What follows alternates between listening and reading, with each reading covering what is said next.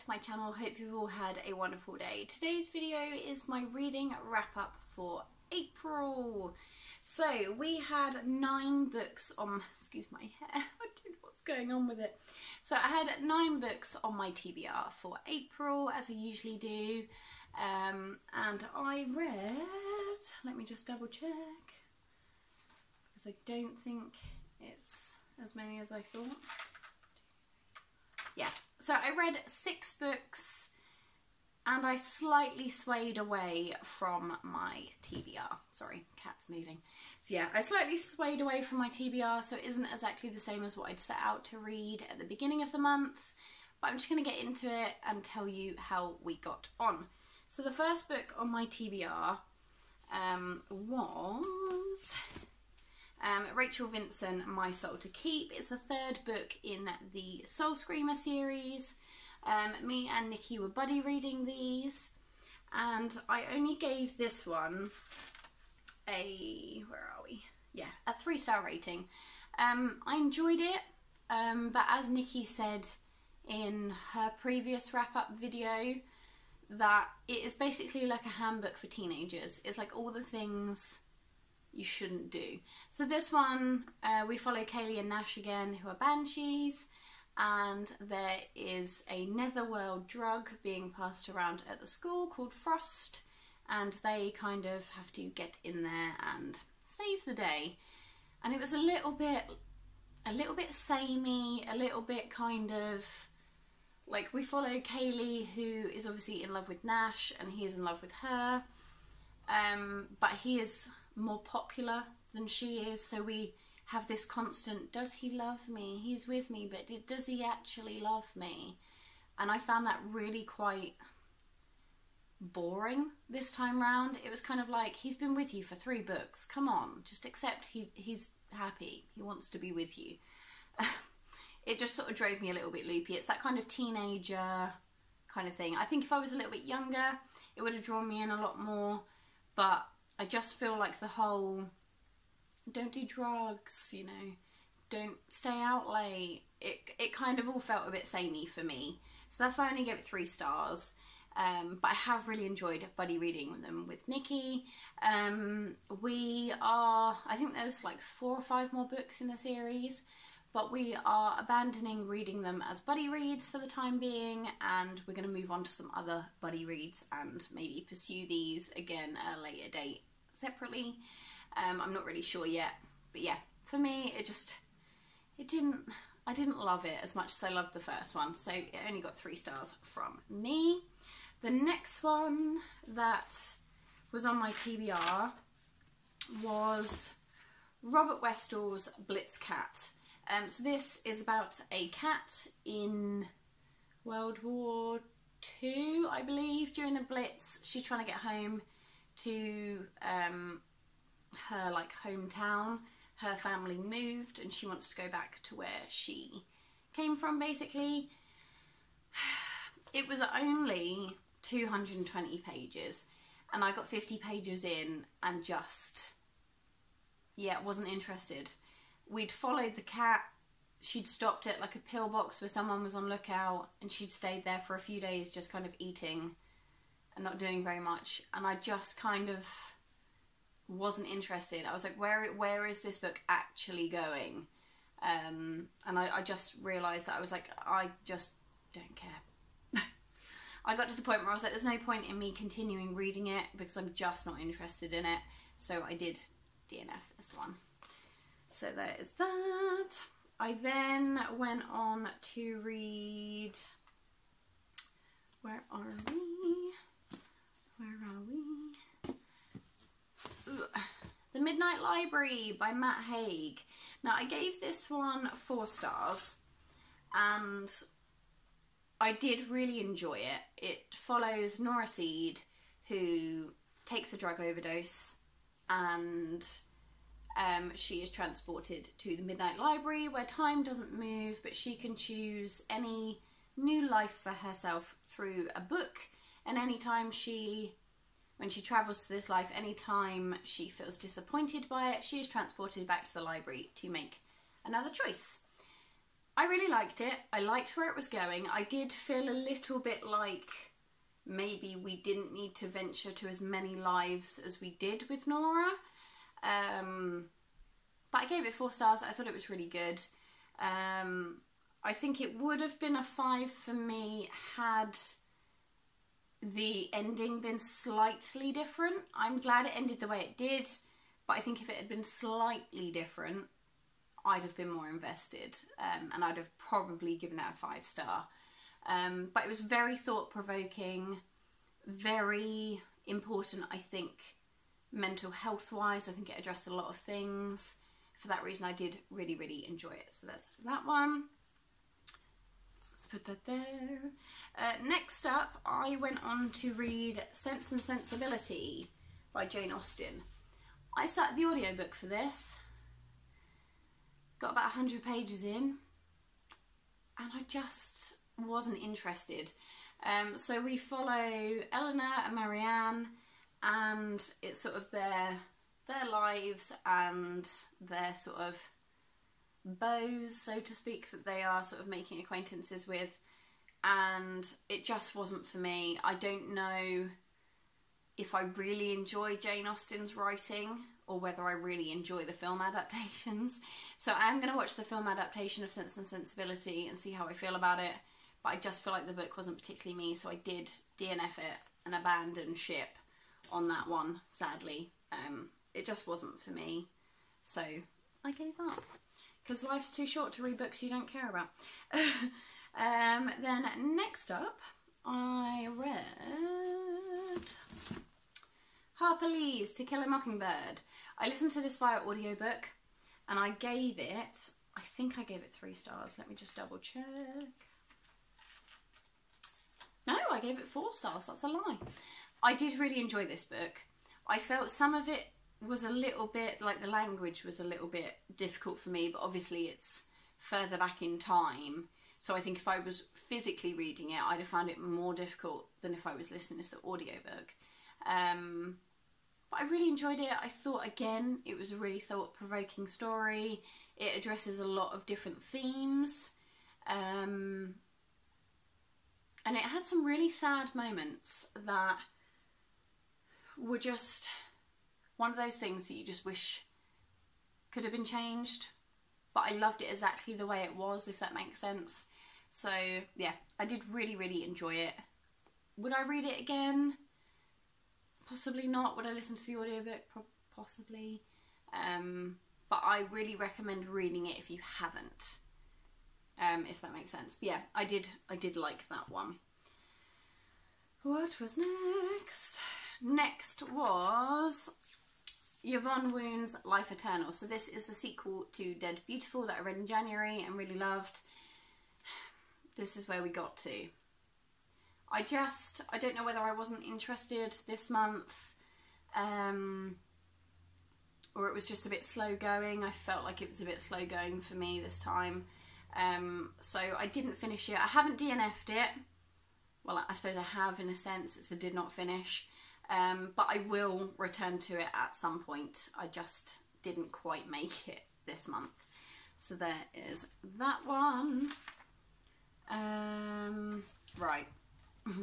Let's get to the one you've all been waiting for, because, let's be honest, we just need to get it out of the way by now.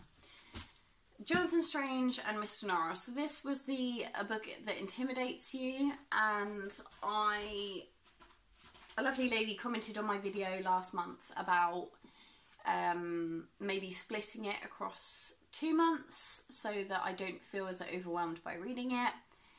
And I read the first page and just thought, I just don't care.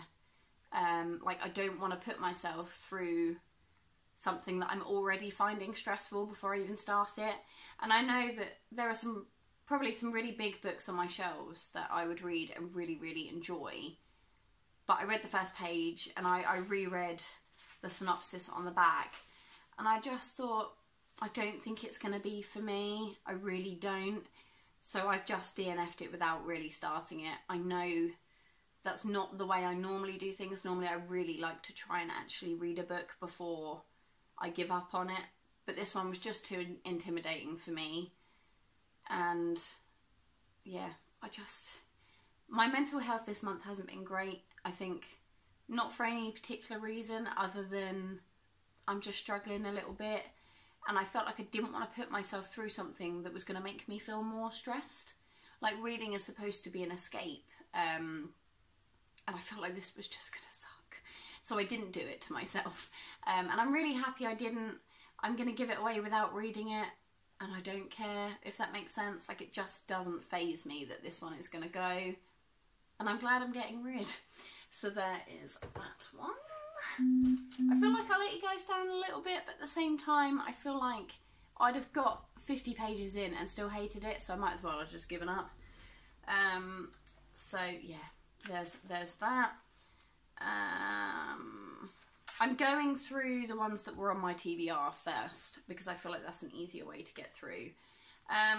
Carrie Hope Fletcher's All I Know Now.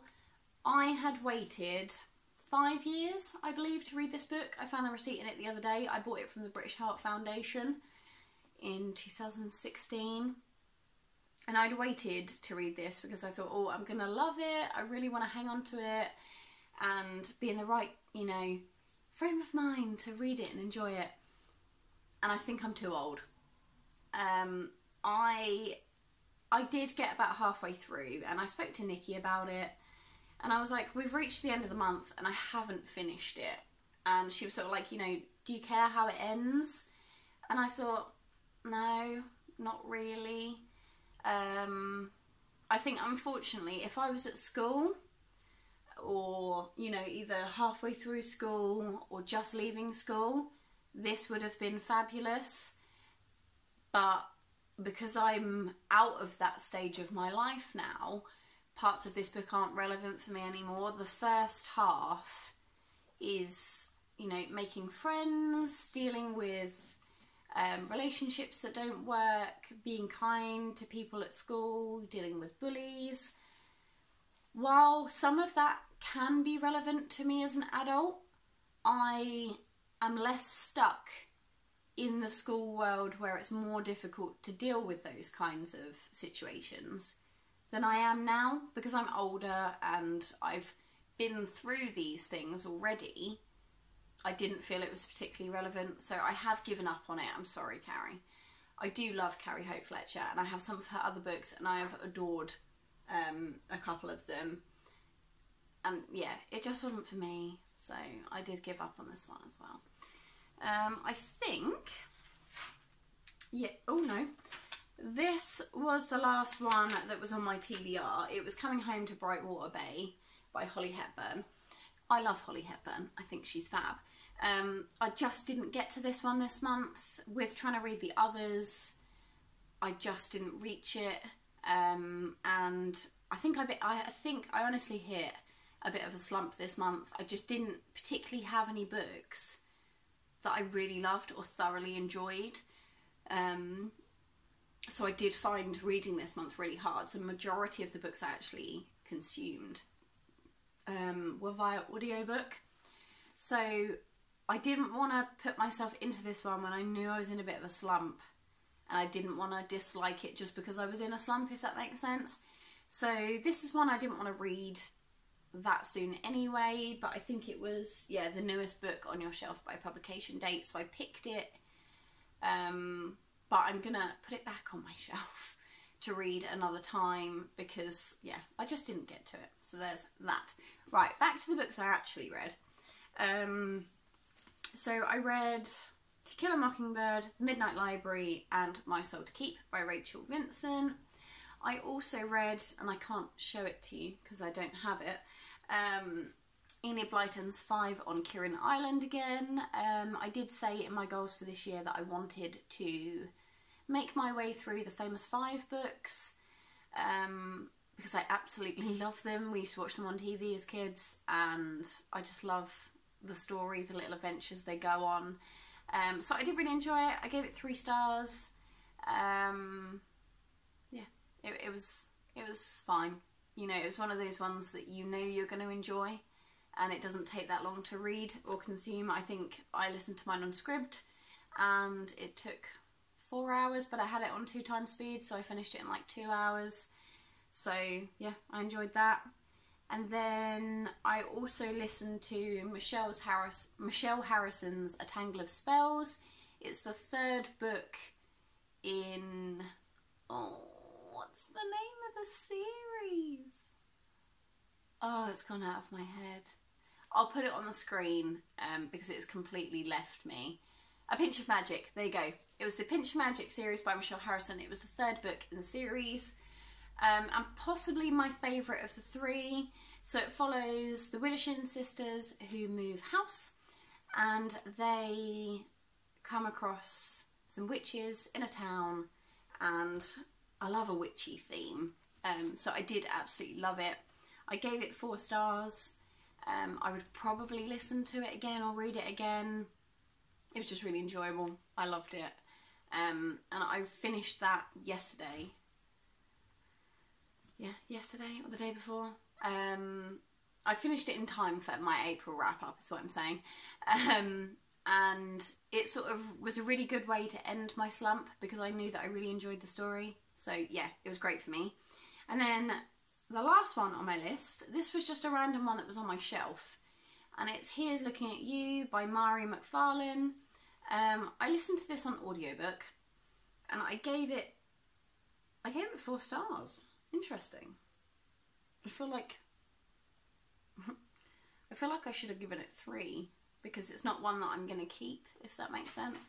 But this one follows Anna, and she was quite badly bullied at school, and she goes to a school reunion and the boy she is bullied by is there, and then she leaves without getting to know him or, you know, introducing themselves much further than hello, goodbye.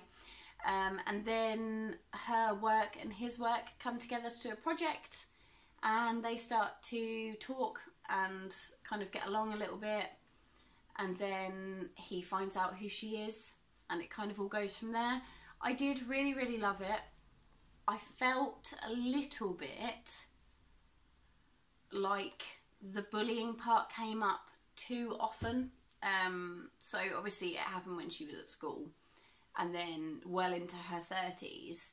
It seemed to be something that she talked about quite often with her friends and family, which struck me as quite odd. I was never badly bullied at school, but I sort of, you know, you get the comments in the hallways and things like that. And I had people not being very nice, not to quite the extent that Anna does in this book. But after it happened and you kind of spoken about it with a few people, it would never be something I would continuously bring up. I mean, I'm not sure for people that obviously have been bullied quite badly, especially as Anna was in this book. I feel like maybe it would be something that people would maybe know about you, but I felt like everybody in the book knew about it. Like everyone she came into contact to, friends, work colleagues. It just seemed like it was like a common knowledge thing, and I kind of feel like I wouldn't want to talk about it all that much. But it was okay. I did really enjoy it. I'm not sure it's really a 4-star. It's probably more of a 3, 3.5. But I did like it, and it was worth a read. So yeah, that's it. I only read 6 this month. I know it's a complete flop.